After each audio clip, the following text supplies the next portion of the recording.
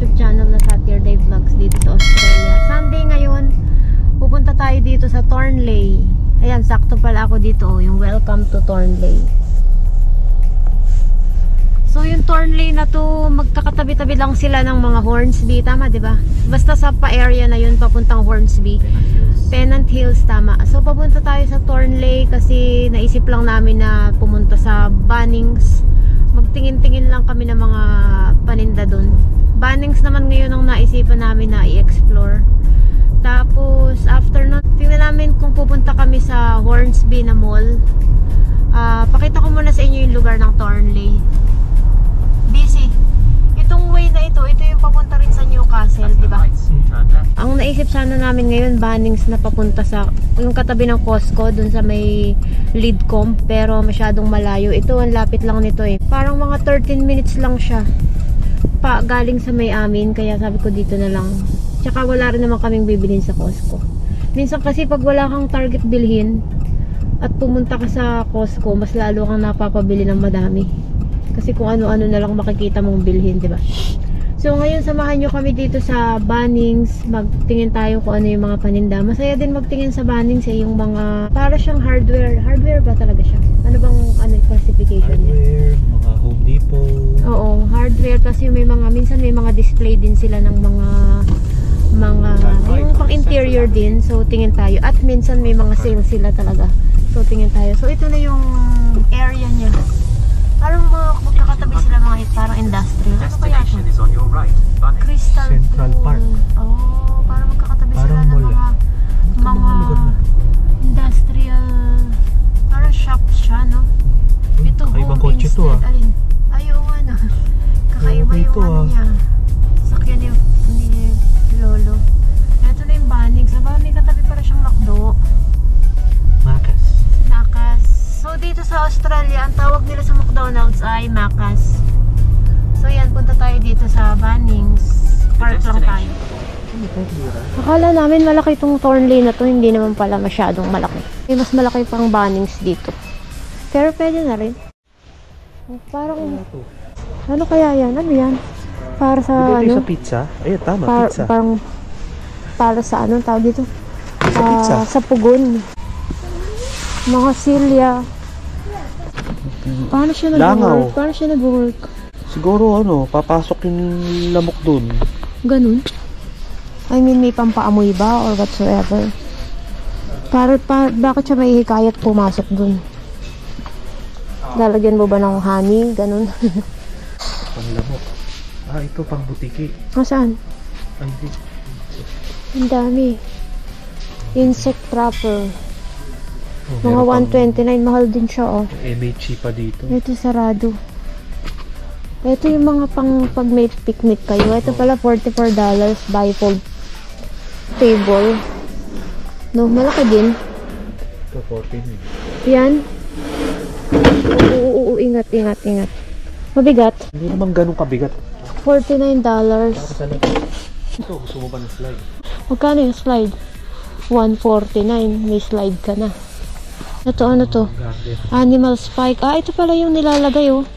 Para hindi pumunta yung mga kalapati. Ano ba yun? Dumapo. Hindi dumapo yung mga, ano ba yun? Kalapati ba yun? Or... Kalapati, basta ibon. Oo, mga ibon. Kokatu, yan. Sa iyong balkon. $7 isa. Ito, $8 isa. Medyo, at least maganda-ganda in terms of design. Pwede. Ito mga panakot. Ilalagay mo dun sa iyong balkon. $7. Ito ano to? Oo, ang daming ibon dito. Tapos, pag tumambay sa iyong balkon, masasanay na siyang tumambay sa balkon mo. Ito mga ilaw sa garden. Solar lang. Christmas light. $5 isa. Pag gusto nyo mag-design ng sarili nyong garden, solar lang siya. So, maganda siya. Ito nga $5 lang eh. Di ba maganda na rin? Ayo. Gaganon mo lang. Yan, magkano yan? 17. Maganda ba yan? Hindi, at least to.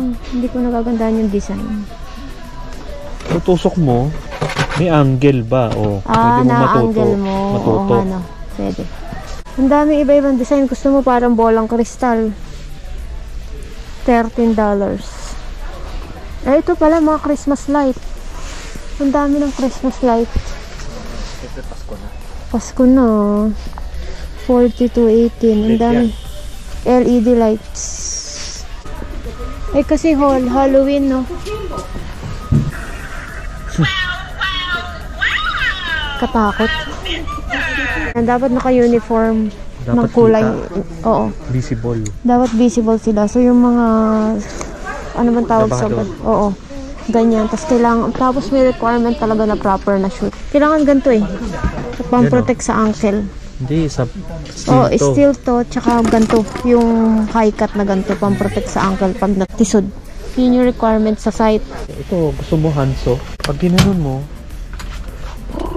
pang-putol lang ito. Hedge lang. Ito, Wala ang tawag dito. para may stock ka ng gasolina. $28 yung maliit-liit. Yung malaki, 20. Aba, nakasale to ha. $28. Ito, embudo. Pangsali ng ng gas. Ito, helmet to. Garden helmet. Aba, oo nga no, $60. Ito, pang-kotse mga... to. Di ko alam kung pang kotse to or what. Fertilizer. Chainsaw. Ano yung fertilizer? Ah, ito. Oo nga no. Ito yung pang troso. Ah, okay. Di ba napakadaming items? Ito yung mga pang-putol ng damo. Ayan yung pag sa garden mo. Ah, ito storage. Mga plastic storage. $16. $16. Mahal ba Malaki na, yun? no? Oo. Ito for $13. Pag kailangan nyo. Yung record lang natin pang reference balang araw. $19. 37. Heavy duty na. May takip yan. Oo, ito. Ah, maganda may takip. Magkano ganyan? Walang presyo. Ito, heavy duty, $28. Pero baka ito maliit-liit yun. Meron din pala silang ganito, oh, yung bag na parang sa IKEA. $1.48. Pwede na. Ito mga hanger. $4.19. Ganito yung, ayan, ito perfect example. Ganito yung binili namin na dehumidifier. Effective siya. Tapos, Diba? Ah, ito, may ganyang refill. refill. Okay. refill Effective naman. siya sa amin kasi ang dami niyang nakukolekt ng tubig. Ang refill niya, $7.98. May ganito pa palang mixer, oh, $848. Tapos may mga ganyan. Ah, may mga ganito na pala, oh. Tinan mo. Ano man ito? Ay, ako pala. May mga ganito pala, oh. Pintuan na. Ready-made na pintuan. Kano isa? Lalagyan mo na lang ng hinge. Ito ay 67 isa. 67, isang pinto. Pwede na. Ito, Kung gagawa ka maraming ng pinto bahay. dito. 48 isa. Oh. Mabigat. Try mo hawakan. Ay, ang bigat. Ito, ano to? Drain. Oh, pag gagawa ka ng sarili mo, oh. Lahat na, actually, kaya mo naman gawin eh, kung kaya mo talaga. Ito nga, oh. Grating. No. Ang dami nila dito kung ano. Dito tayo. Yung meron pa palang kabilang side. Ito na yung, ano, pang construction siguro. Mga semento. So, yan, semento. Tingin tayong semento. Quickset concrete na saan? $9.97. Oh, okay. May mga ganito pa. Sand and cement, $10 ay 20 kg. Ito off-white cement, $12. Ito naman kapag pang ano to, pang flooring ng pavement, no? Hardy Flex, $154. Per isang piraso ba yan? Nakaka-atching nga lang dito. No? Kasi ito talaga yung talagang pang construction na mga simento at saka kahoy, no? Huwag na tayo dito, baka atchingin tayo. Pero may mga ganyan. May mga ganyan pa. Actually, lahat meron. Ito naman, ano naman to? Jura grout naman to, grout. Ito, Pang tiling. grouting lahat. Cement-based tile adhesive. Tingin-tingin lang pala tayo. Kala namin may mabibili kami. Sa bagay, wala rin naman kami talagang target bilhin. Gusto lang namin mag-ikot. Kung may makikita. Ano kaya to? Para siyang fiber. Saan? Ayan. Ano, insulation. No. Tama. Insulation. Insulation pala yan. Ito, yero. Mga plastic yero. Pati yero meron. Siyempre, ito dito. Banis. Grabe. Mga acrylic. Ito, Polycarbonate. polycarbonate na roofing din. Wow, ito. Tools. Yung bongga ng mga tools. Ang Mga dami, power di ba? tools. Power tools. So, yung mga gamit nila rito. Ito ano kaya to? USB adapter. Ah, oo. Mga battery pack yan. Oh. Ito. Ang dami no. So, pwede, pagka ito yung brand mo, pwedeng share sila ng baterya. Ah. Sasaksak mo lang. Magkano naman yung ganyan? Ito, 179 isang kahon na kung ano man siya.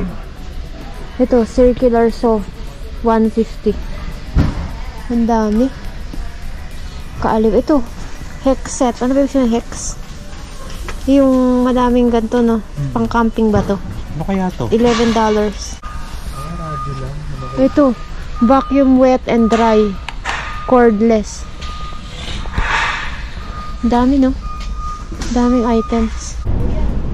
Medyo maliit lang yung halamanan nila dito. Yung sa iba talaga, siguro mga 4 times, 5 times nito ang size.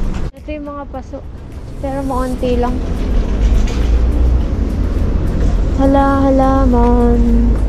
Kung nabili ako ng ganito, hindi ako makabuhay talaga. Hindi ko mabuhay, kaya nag-give up na ako. Meron din pala ditong bubble wrap, $27. Mas madami, 25 meters. Ito, $11. 25 meters. Mas maliit. Ito, packaging tape, $7. Ito, $4.50. Mas mura to, no? Mura. Ito, parang nilolium. Diba? Vinyl. Vinyl. Vinyl. Vinyl. Vinyl. Pareho naman sigurong tama. Bumili kami ng tape. $4.50 tatlo. Tara na, parang malipat na tayo sa ibang lugar. Lahat ng ano to, lahat ng mga pandikit sa uling, ay sa barbecue. Diba? Ang daming iba't ibang barbecue ano. $4.74, $1.98. Ito $84. $2.99. Barbie ang tawag nila dito sa barbecuehan, sa pagbabarbecue. Ito yung mga gift ideas kasi ngayon palang araw na ito ay Father's Day dito sa Australia. So, iba yung Father's Day dito sa Father's Day sa Pilipinas. Kaya ito pala, oh. May mga maliliit na barbecue, ano, $25. 25. Yun, 49.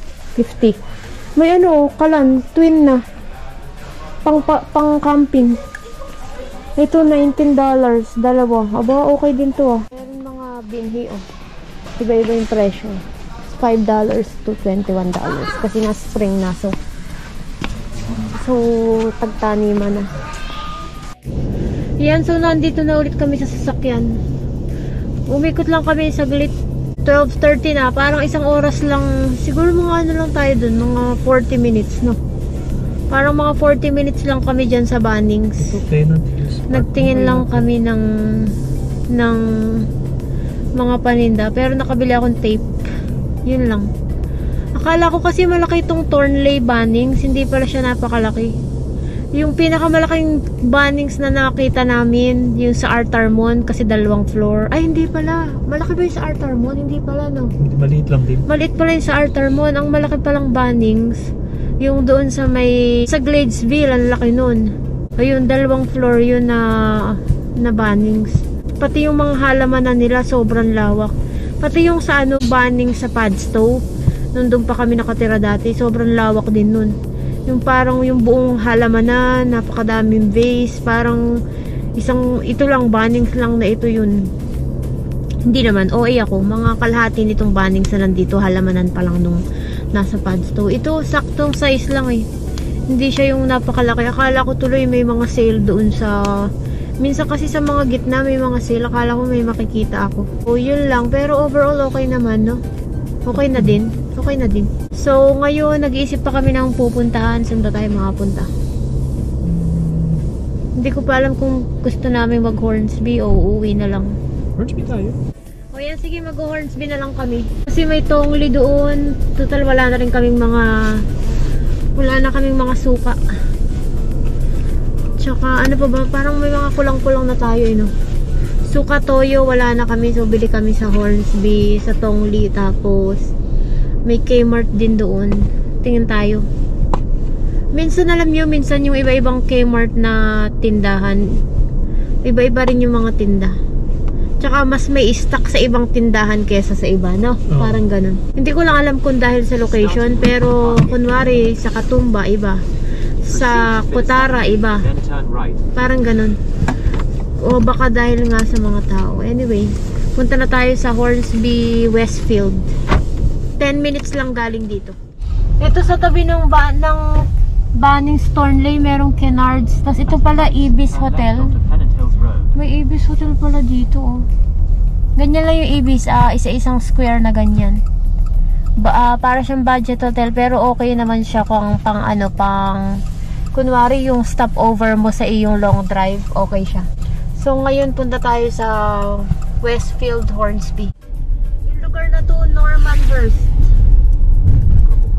Kagubatan. Pero yung mga bahayan yan, ganyan. Wala akong nakitang building sa nadaanan namin. Normanhurst ang lugar na to. Siguro mga pang ilang daan na ba tayo dito? 3, no? Mga ganun. Ito na yung bandang Hornsby na. Mga ganyan yung bahay dito. Building, apartment, mga ganyan. Ano naman dito? May train. Hindi naman din napakalayo sa city. Mga ilang minutes kaya pa city. Use the right lane to continue on Pwede Pacific rin, no? Highway. Ayan, oh, may mga bagong building. Pero mahal din dito ang mga property, no? Mahal. Mahal na rin dito. Basta dito sa Sydney, mahal. Walang bababa sa... Basta mahal, no? So, ngayong araw pala na to ay September 3. Father's Day dito sa Australia. So, happy Father's Day sa lahat ng mga tatay na nandito sa Australia. Kung meron pala kayong Facebook page at saka Instagram account, please follow our Facebook at saka Instagram. Follow naman dyan. Kasi doon kami nagpo-post ng kapag kami bago kaming video. Parang reminder din na may bago kaming video. Tapos sa Instagram naman, pinopost ko yung mga places na pinupuntahan namin. Magagandang places. So yun lang, kung sakaling gusto nyo may time kayong mag-follow, please follow. Malapit na tayo dito, 3 minutes na lang. Nandito na tayo sa Westfield Hornsby. Ayan na yung At the Westfield. lights, turn right onto Edgeworth David Avenue. Then the destination is on your left. Yan, nakapark na tayo. Dito tayo nagpark sa B-Red. So, tandaan natin yan. Ayan, punta naman tayo dito sa TK Maxx. Dumaan kami kanina sa Kmart. Hindi kami nakakaikot dito eh. Ito pala, baby banting, oh. Ang daming mga car seat, ganyan. Iba-ibang size. Baka maganda. Ang ganda. Ang dami ditong mga iba-ibang paninda na sari-sari. Kailangan lang masipag kang maghanap kung may hinahanap ka talaga. Oo, mga branded. Ito mga pantalon, mga colorful, $40. So, umilig ako sa mga ganito.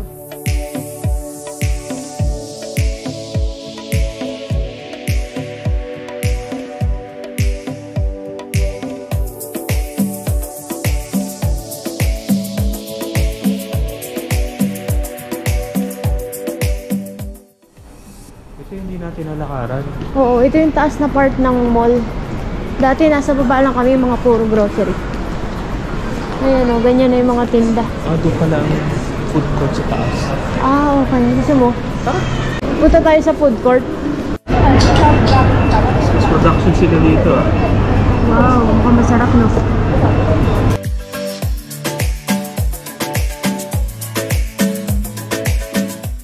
May Uniqlo pala dito, oh. Uniqlo. Sa kabilang side. Parang hindi natin nakita kanina.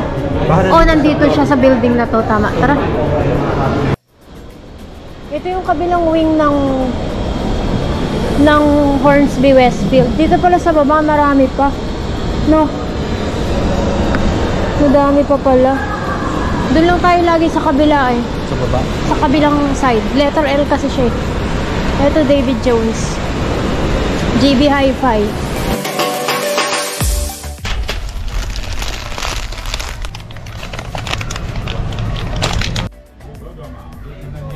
Korean. Ito. Yan, di ba yan? Oo. Meron bang nakapack? Di ba minsan may limahan? Wala, no? Parang wala. Ayan, pauwi na kami. 2:52 na ng hapon. Halos magtatatlong oras na kaming nandito sa Hornsby Westfield. Pa letter C pala yung layout nun. Ang pinuntahan lang namin, tingin sa Kmart, sa Target, sa TK Maxx, tapos nag-lunch dun sa food court, yung beef noodle, tapos huling part, nagbumili kami dyan sa Tongli. Pero hindi ko na masyado na-video yung huling part kasi napagod na ako. Tsaka mainit na ngayon, parang mainit na no. Mainit na yung panahon. Ito naman yung next, patapos ng lamig. Masarap naman tong spring kasi saktong-saktong lamig. Pero naku, later on summer naman. Pero enjoyin muna natin ngayon ang spring. Enjoyin muna natin yung moment ngayon, 'di ba? Huwag muna natin isipin yung summer. So yun lang, pauwi na kami, abante na kami kasi may pasok na ulit bukas para makapagpahinga-pahinga pa ng kaunti. Spring na at saka Happy Father's Day ulit sa mga father na nandito sa Australia, yung mga nanonood sa amin. Maraming salamat sa inyong panonood at mag-ingat kayo palagi, stay safe and God bless you. Maraming salamat po, hanggang sa muli, bye bye. Bye!